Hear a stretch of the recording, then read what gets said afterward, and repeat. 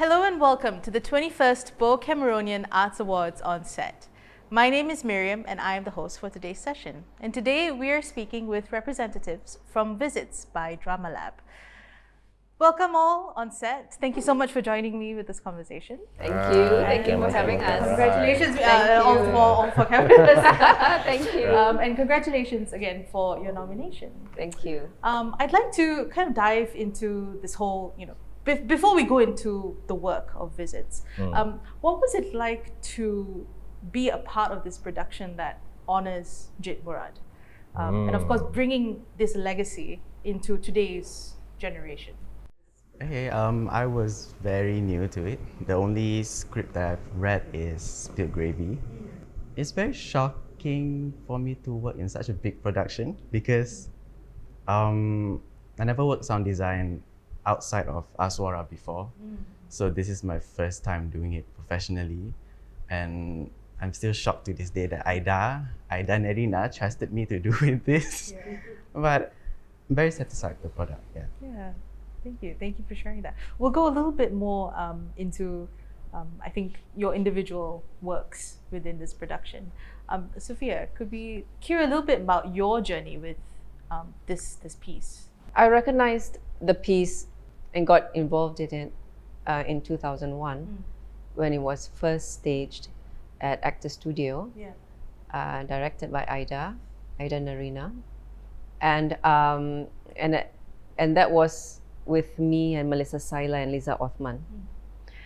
And then it had its second staging again in Actor Studio but in Bangsa Shopping Centre. And then I was very, very lucky to be able to revisit it again for 2025. So this is my second round with Visits. But playing a different role. 2025, I played nurse, taking over Liza Othman, who had done it twice before. And the first time I did it, 2001, was playing sister-in-law. So it was very, very different because the thing about Jit's plays, and especially for Visits, is the fact that every time you read it, you're always looking at it differently through different lenses. You're always approaching it differently as well. So there was so much exploration, I think, for me as an actor for this particular production, because I have been with it, so to speak, from 2001. So over this past 15 years, and I've always had the script with me. So. And it was always so familiar and yet unfamiliar, because every time you revisit it, you're going, oh, there's a lot of questions there, because as an actor, as a person, as a woman, I've also evolved. So as I said, then you see things very, very differently, in a very different light, and you're thinking, oh, what if we took that approach, or what if we took that turn for this character, for the character that I was going to play. So it was a lot of fun and a lot of pain as well, I think, to really be true to what Jit really wanted, but at the same time realizing that even though he may have had intentions for the characters, he still gave you that space to be able to write your own waves with the characters. So I think that's how diverse it is, and and that's why it's so important, especially Visits. Amongst all that he has done, I think this is the most, for me anyway, the most important so far, because it really, really re-examines and it really advances conversations about things that people don't want to talk about, or women can't talk about, that seems taboo still. When we talk about coercive control, for instance, in women, and abuse, and not necessarily anything sexual or anything physical, but abuse comes in many different forms. So, and exploring that as well was really, an eye opener for all of us, I think, including the director, including the producer, including everybody, because you're always seeing something and feeling something different every time you come into rehearsals. And then when the guys come in with their sound and their music and their set, and it just makes everything so much bigger and yet so much smaller. So I think that was my experience for this one anyway. Yeah. Thank you. And I'd love to go a little bit more into some of these examinations, perhaps later on. But just coming back to, Fairuz, you were involved in the visual and the set design, and Adyan in the sound. How did you respond to the text? What was the process like in creating your works? Yeah, it's quite interesting that you've come into this and then been exposed to Jit in a broader perspective, right? Because you hadn't worked on previous plays. So yeah, what was that like for you? Were you scared? Very. Everyone was experienced and old and 30 years old above, and I'm very scared. Older. Master first presentation, I was like, okay, let me just do this, get through it. But it's really interesting about the previous English script that I've read and worked on. It's very English saja. It's never because this is sort of like Manglish kan. So this is really interesting. And I like the structure of how the first part is between the nurse and between the sister-in-law, and then there's a conversation between all three of them together. So that was really fun to read, and it took an unexpected turn of events with the right amount of wit. So that was interesting. Okay. Well, I'm working with a big team, and also a big name, Raja Malik, as set design. So Aida and Raja Malik, I look up to them, because we've been working together, here and there.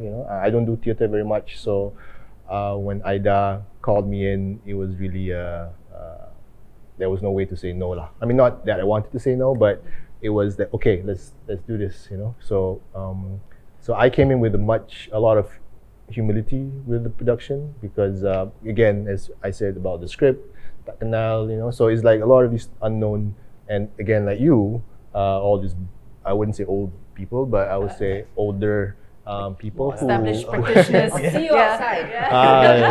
And then Sophia is in it. Oh God. Okay, how do we do this?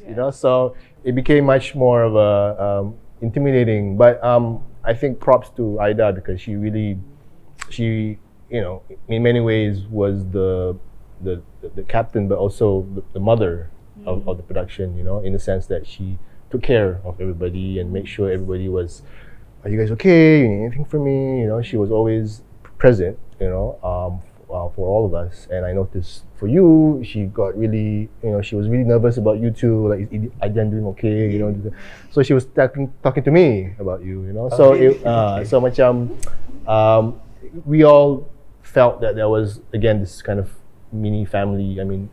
People always say that, in theatre, but in this particular production, I felt that, and for me working with Cik Lek, specifically talking about set design, they had the ideas. Okay, I want to do this, and I felt a bit intimidated to share, because like, okay, like I'm correcting Cik Lek, like is that right?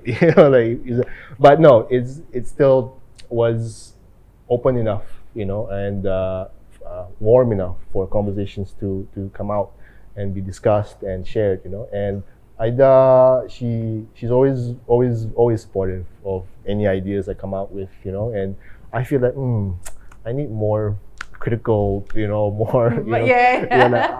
So it's also nice, because when someone encourages you to continue, you also end up exploring things that you didn't think about, So, and you also end up doing more work, because I want to impress, or I want to make her happy, or there's a bit of that, but also because somebody's cheering you on from the sides, and you feel more motivated to experiment and try, and maybe I try this, maybe I try that, because you have this sense of, it's not based from fear of, I'm afraid I'll get scolded, but it was based from More encouragement and support. love and support, so that you feel like, okay, I don't feel so scared to try this thing. You know, maybe before I was, but now because the group is all together, Ida is giving us food all the time. Okay, all right, I think I'll try that. You know, That sounds like a very healthy healthy environment. Yes, luckily Experience. it wasn't during Ramadan, Yeah. when we would have nothing to eat,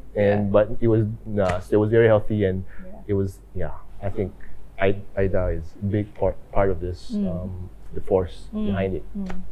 Is there a particular element of the set or visual that you found really fulfilling to create, or you were like, damn, that's good? I think they knew they were going to call me in because they said, okay, first, this is all yours.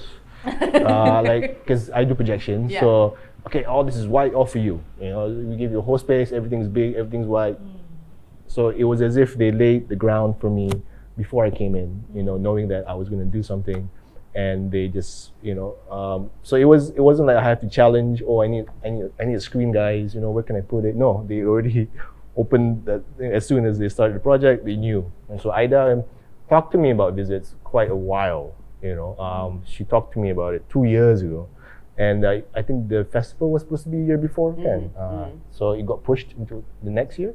So, but like 2 years ago, Ida already said to me, Fairuz, keep your schedule free for the next 1 year, you know, and we're going to talk about this, you know, and it happened 2 years afterwards. But the point is, Ida already had that in mind, you know, way before, you know. So when I came in, it was already ready for me to just pour my ideas out, you know. So it was very seamless lah, the way we worked, you know. And Chile as well, he was always supportive, giving me ideas, and bless his heart. So it was a very, as you said, healthy environment, you know. And usually theatre is not like that, you know. You feel the director, you know, really comes with that role. Sometimes it's healthy creatively, sometimes it's not healthy emotionally, you know. So Ida, I feel, has a more balance in the sense that she's more healthy creatively and emotionally, you know. So this is a rare kind of combination. So hence, again, every time she calls me, I say yes, sure. You know, I have that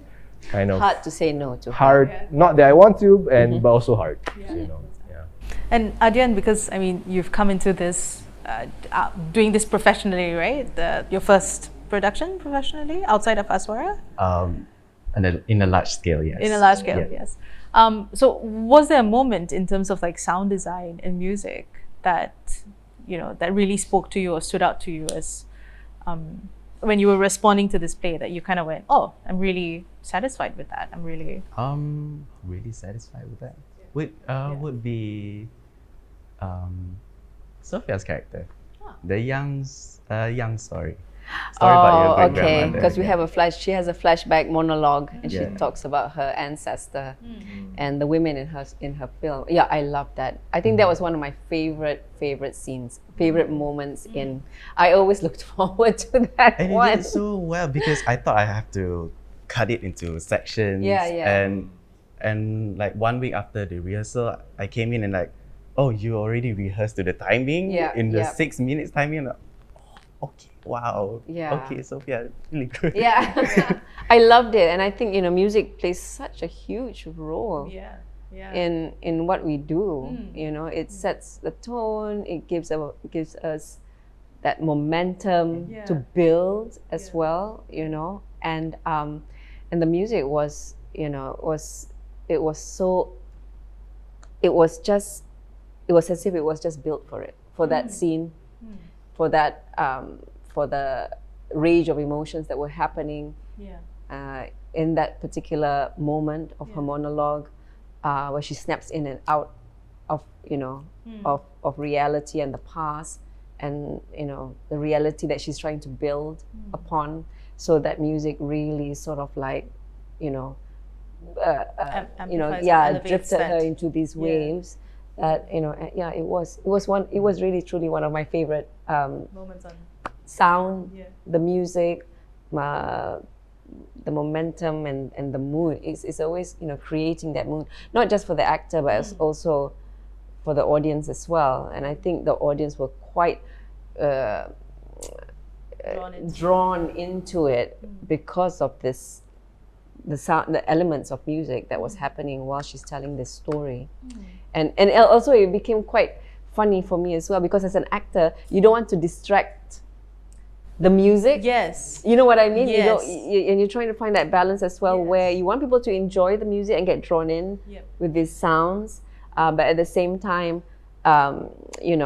ride the waves with the music. So trying to find, and not overpowering it or underplaying it, and it's hard because sometimes as actors you're also lost in the moment as well, where you're not, there's no time or that there's no space for calculative moves or calculative feelings. It just goes. So but somehow it's a bit like Mak Yong, where when you go into Mak Yong and you start performing, it's like as if it just everything just happens, and this feeling of something that is undescribable happens. You can't put a name onto it. It just floats you somewhat. So that was. So Adyan, tell me a little bit about that process. Like, for example, I think you mentioned you had 6 minutes for that scene. About 5 to 6. So was it that you watched Sophia do the scene and then come up with the music? No, you did the music first, yes. right? Yeah. The script was well written. It was descriptive, and I just read it again and see what keyword that sparks up. And I just place this, and then I match it together and see how the story goes. And I listen to it like 1,000 times and just add and subtract what fits the story. And after watching her rehearsals, and then it helped me a lot, because I'm the kind of person that I like to watch rehearsals more than the script, because I cannot fully understand the story, because each director brings every story differently. So I need to see the rehearsal to get the full impact of what the scene looks like. Okay, well, thank you for sharing that. I was going to ask you what is one of the key moments. So I like that it kind of moved into that conversation. I mean, even with all the other actors in their different monologues, I mean, I thoroughly enjoyed how the music and sound just intertwined, and the visuals, of course. It was so amazing. That was a big technical, of course, because it's timing, as as when the projections come on and off and stuff like that. But at the same time, it was, so you had technical moments, and then you had free flow of whatever is going to happen moments, and it was just a very explosive combination. That it was a nearly 2-hour play, but it didn't feel it. It didn't feel it. I'm not sure about the audience, but I didn't.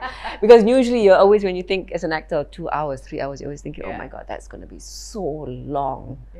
So long. But it didn't feel that at all with this one. And I think that speaks to the kind of, cohesion or collaborativeness that you see, the combinations of several different elements coming together, several different expectations of people who knew Jit, and also, people coming in and then learning about him through this process. And one of the things that we're celebrating with this Arts Award is that spirit of collaboration. This year's theme is Collab Beyond, co-creating the future. So how did, just as a ending note to this conversation, how did the collaboration that you witnessed and created in this production kind of shape this third revival or restaging of Visits, but more importantly, bringing back, or I cannot say reinserting, cannot say bringing back also, because to me, Jit has always kind of just existed and he's always going to be relevant. Been there. He never left. He's just there. But kind of bringing his works back into a new generation of theatre makers and artists and performers. So yes, that collaboration. What was it like being a collaborative team? And how do you think that impacts the way we were to recreate or bring forth Jit's works into the future? I don't think I personally was thinking about this question. It was really how do you say it? A project that I felt was very close to me, in the sense that we were working with people. I was working with people that I knew, you know, like Aida, Raja Malik, you know, and also bringing in Adyan because I used to teach him in Aswara. Okay. So, you know, it was, yeah, Adyan's on board, cool, you know. So we have this multi-generational production, you know. And so for me, it was really in a smaller worldview, which is much smaller lah, as opposed to thinking about, you know, how does it affect maybe because also time was short, you know, and schedules were all over the place, so we really were working on okay, what's right in front of us, you know, and what's more important is for me was to how to get the story out in a way that, you know, it makes everybody happy, myself included, you know. So the collaboration part, if you're asking about that, I feel it was natural because I think Aida really picked, she knew who to call, you know, and I think you guys have been friends forever, you know, and you've been friends with Raja Malik forever. So there was a lot of these forever friendships going on in the group. So it didn't feel like work, you know, I feel, even though we did a lot of work, but it didn't feel like a job. It felt like, okay, we got this legacy thing. I mean, these are questions maybe Aida can answer because she works with Jit much more than I have. So, but for me, I can only speak from my view of coming in as a tech person, you know, working with visuals. But it really felt seamless. You know, it wasn't something that we had to force or, you know, like passive aggressive, ask for things. We didn't have to do any of this. It was already there, you know. And I think as a director, Aida really made that happen in the background, you know, and it was so easy for us to just, you know. So I think she really tried to help you out because I think she knew Adyan was like, tak apa, you know, and Raja Malik also was like, tak apa, I can help him, you know. So everybody was like, mak ayam, bapa ayam, you know. So it felt quite, it was very warm. That's the only way I can say it, warm. And if anything, I would believe that this is something Jit, you know, might appreciate, that the fact that his stories, his scripts, you know, bring people together and, you know, make this kind of environment happen, you know, conditions where people can collaborate so seamlessly and feel so warm, you know. So if anything, I think that would be our legacy to his legacy. There was a huge amount of young audiences who came. Whether it had anything to do with these two boys, it probably did in some way. But also we had Nabila Huda, which is a huge name in TV and film. So it was a different set of eyeballs in terms of audience that also came to watch. Nabila, you know, in her first performance in an English-speaking theatre. So there was a very different crowd this time, not your atypical theatre crowd. Because there were a lot of things happening in this collaboration, age-wise, background-wise, which obviously enhanced the different types of individuals that came to watch the play. It is wonderful because the play in itself is about these three women in this psychiatric ward, but not only just a psychiatric ward. They're isolated. These three characters are isolated in this room, in this woman's room, and typically, when we talk about psychiatric wards or rooms, we always talk about screaming, shouting, lamenting, you know. But none of that happened in this play. None of it happened with these women. Typically, the new audience that have watched probably the same kind of storyline are expecting that reaction, shouting, screaming, crying. But what they saw was something that was very quiet, but yet at the same time funny, which is quite funny. And I think that's where Jit's magic really lies. It's where pain, grief, loss, vulnerability, all these emotions that we have entrapped, you know, in us, which usually typically would be released via screaming or shouting, is now released via comedy, making light of these situations that is very, very heavy.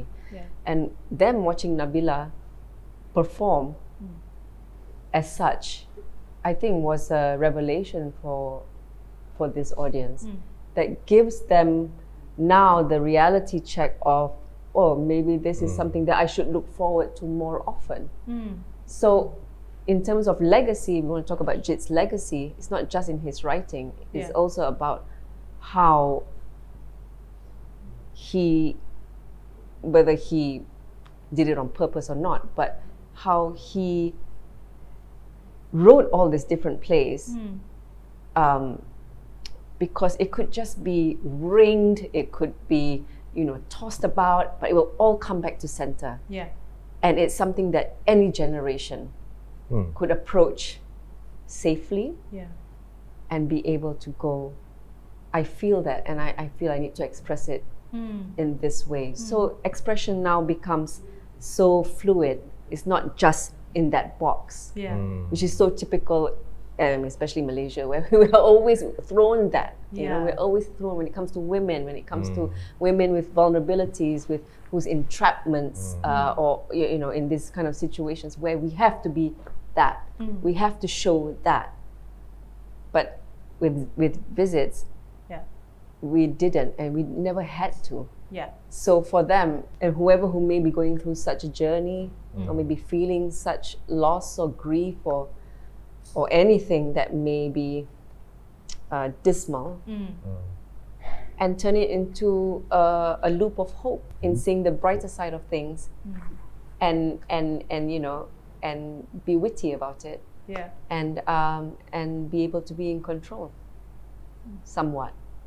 So I think that's Jit's legacy as well in his writing, because whatever his intention was, writing the piece, he knew that people would see it differently anyway, whether you liked it or not, hated it or loved it, but you won't ever stop talking about it. And I think that's what happened in this particular round of Visits production, where everybody just was talking about it, really, for different reasons, of course. And it's not really important what they take away from it, but the fact that they're actually remembering it and talking about it and thinking about it, that is what we as performers, or people of us in the performing arts, want the audience to explore, not just in the theatre itself, but when they leave the theatre. So I think that's his legacy, with the collaborative efforts of the young ones who are going to be there. I mean, I only have a good, 30, 40 years left before I'm no more, but but you have these wonderful young generation now who are being told they don't have to be afraid to do things. And to do things differently. I think, thank you so much for sharing those. All three of you have shared different pointers on what healthy environments could look like. And should be. And that's a celebration in itself. What collaborating between and among different networks of theatre makers could do, and bring in audiences to come and see different forms of theatre, different waves of storytelling, of acting, screaming versus restraint, and the releasing of pain and grief through wit. Through wit. Fun. And not having to, shout it out from the rooftops kind of thing. True. But yes, no, thank you so much. And I think that in itself is a testament to how collaborative spirit can, extend work that has been done in the past to generations today and to those to come. Thank you so much for joining me in this conversation, and congratulations once again for your nominations. And to the audiences listening in, thank you so much for joining us. My name is Miriam, and I will see you in the next session. Thank you.